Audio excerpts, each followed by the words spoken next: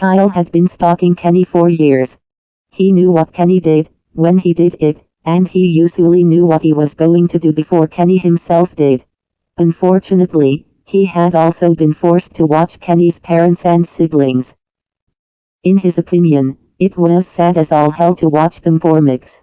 After Kenny started hitting puberty and started looking for a job, Stuart had wised up and stopped drinking as much. He had gotten a low-paying job, but as he started to prove himself able to do decent work and stray from the bottle, he had been promoted time and again. Carol had signed Karen up for some instrument class and Kevin was rarely home. He smirks and pulls out a list and a pencil. He skims it quickly. 1. Get Kenny's family more food. 2. Get Stuart a job. 3. Get Carol, Kevin, and Karen out of house at the same time. 4. Get Kenny alone without family for hours. He marks though number 4 and replaces the paper and pencil. It hadn't been easy getting someone to hire Stuart or getting Kevin out of the way. But once the money started to roll in, the family had undergone changes, Kenny less so. Karen was being signed up for all kinds of extra classes, which Carol had to take her to and stay at. Stuart would occasionally spend nearly an entire day at work. And Kyle only cared that Kevin stayed away from Kenny. He stares as Kenny leaves his house with a gun, probably to go hunting. Kyle waited until the rest of the house cleared out before following his friend. He nearly laughs at how Kenny was making it easier for Kyle to get what he wanted. Kenny turned around and Kyle hid before he had even turned.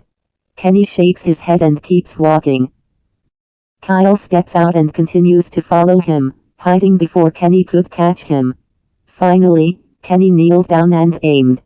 Kyle snuck up on him, keeping an eye on both his friend and the animal that would probably end up as food.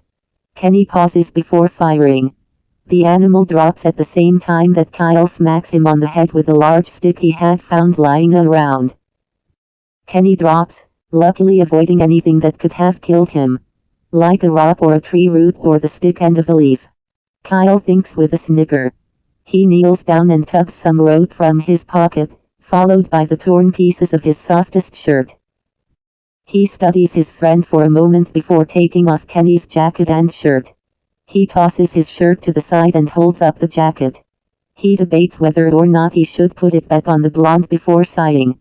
If nothing else, it might keep him a little warm or provide some form of comfort. He pins his wrists behind his back, wraps a strip around each wrist and ties it before tying the rope tightly around his wrists. He knots it and rubs his arm. He lifts the blonde up onto his knees and undoes his pants, pulling them to his knees. He kisses his lower back, then draws back his hand and smacks his bare ass. Kenny stirs. He delivers 3 more smacks in rapid succession. Kenny groans and tries to pull away. Kyle laughs and jerks him back by his hood. Kenny jerks and coughs. "How's your head? How do you feel?" Kenny's head whips around to stare over his shoulder. "Kyle?" He beams and nods, straightening. Kenny gapes at him. Kyle stared back, trying to commit Kenny's wide blue eyes and tangled blonde hair to memory. "The fuck are you doing? Is this some kind of joke? Cartman's behind a tree with a camera, isn't he?"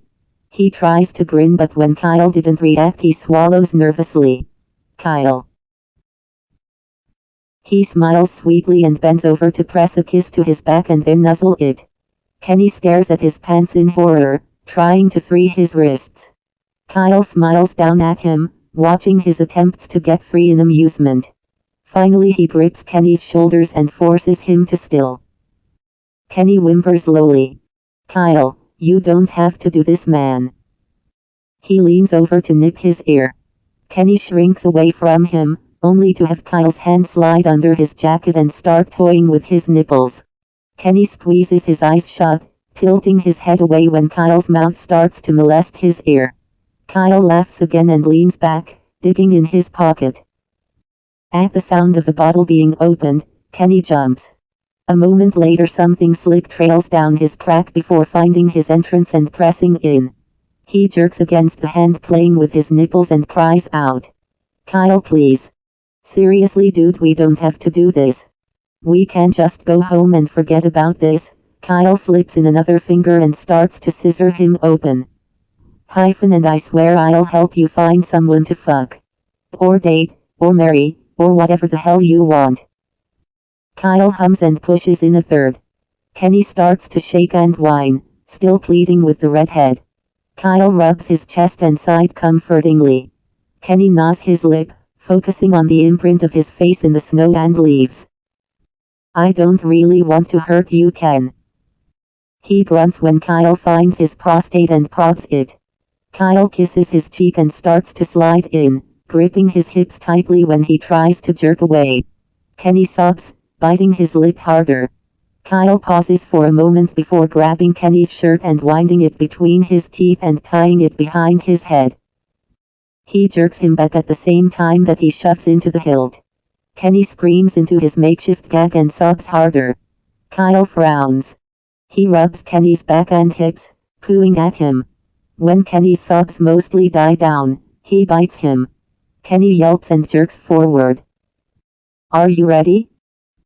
Kenny shakes his head rapidly, pleading into his gag. He chuckles and starts thrusting. Kenny whimpers and begs, voice thick from tears and muffled by his shirt. Kyle ignores him and thrusts harder, hoping to finish soon. He tugs Kenny's coat, pulling it down further in the hopes that it would keep him warm. He shifts Kenny's hips and aims for his prostate, grinning when his friend's sobbing and whines pick up volume. Kenny rests his forehead against the ground and squeezes his eyes shut, body shaking with every sob. He tries to ignore the feeling of Kyle thrusting roughly into him, cutting with his nails, and nuzzling him lovingly. Kyle's rhythm falters and then something warm flows into him. He groans in relief and slumps.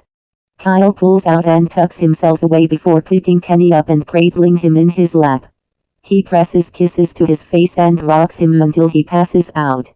Then he collects their things and carries Kenny to his house for a bath. He nuzzles his hair and sighs. If he loved him anymore, it'd be dangerous.